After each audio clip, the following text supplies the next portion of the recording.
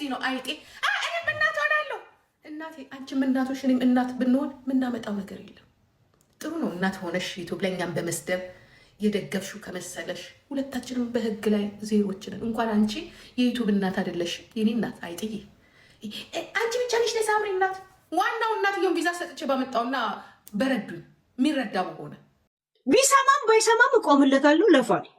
ለምን የሚያስከፋኝ ነገር ወይም ደግሞ አንገቴን የሚያስደፋ ነገር አላየሁበትም። እንደምቆምለት እኔን አንገቴን አስደፍቶኝ አያውቅም።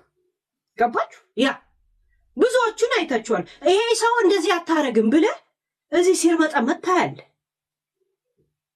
ከዛ የሆነ እንትን የለም ትንሽ ውስጥን ሰበር ያደርገዋል። እንዴ ነው የምቆመው ምናምን ትላለህ። ገባችሁ? ያ አንዳንድ ሰው ልታሽቃብጥለት እንኳን ፈልገህ ለማሽቃበጥ የማይመቹ ሰዎች አሉ።